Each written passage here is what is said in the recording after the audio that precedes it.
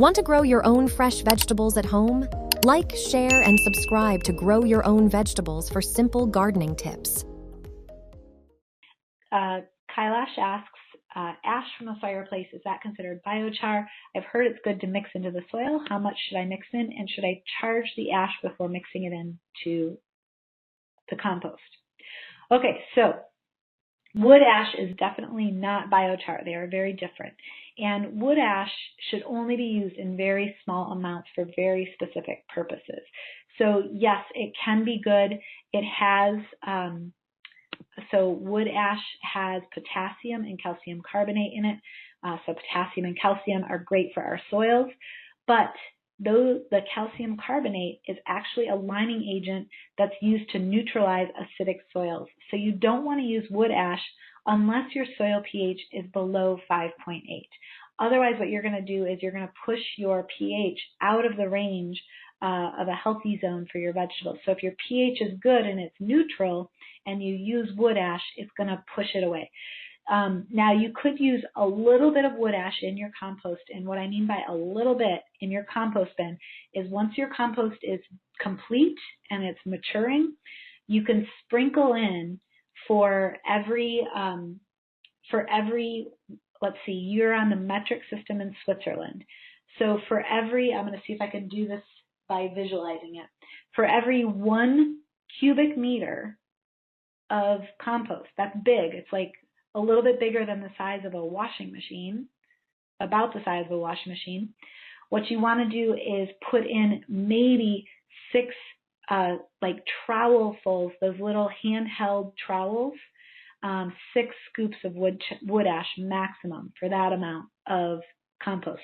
So you can see how a little bit of wood ash, if you're using fire to heat your home, you're going to have a lot of wood ash, and you're not going to necessarily be able to use it all in your garden.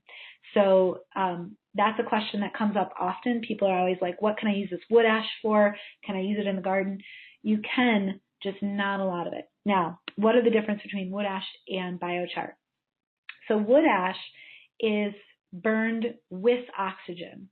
There is smoke involved, and I'll show you in a minute what it looks like. Ash typically becomes dust, and so that dust, there's no space for microorganisms to be housed. There's not that same kind of coral reef effect inside of it, so there's no charging wood ash with anything, because the charging is essentially introducing microorganisms in order to give them a place to live and be connected, so that when you put biochar in the ground, you're basically putting a giant condo of microorganisms into the ground. But wood ash doesn't have that same structure. It's a dust essentially, so there's no charging that you can do that's going to help. The compost, adding it to the compost is the process of adding in soil biology. It's not necessarily charging it the same way that biochar gets, quote, charged.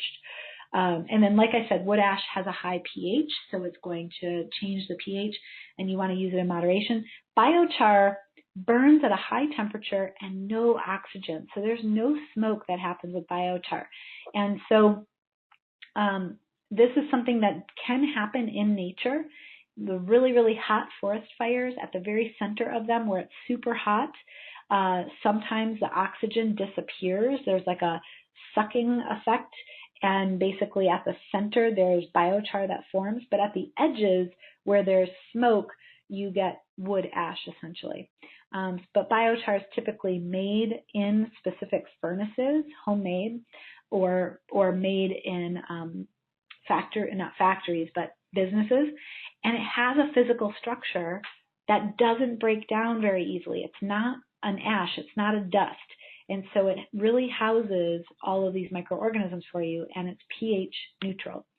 So the difference between the two, just looking at them, wood ash really is this dusty substance, and biochar is a dark charcoaly substance that is solid, and it doesn't break down very easily. It can crumble into pieces, but it doesn't necessarily crumble into as fine a dust as the wood ash. All right, so those are the differences between the two.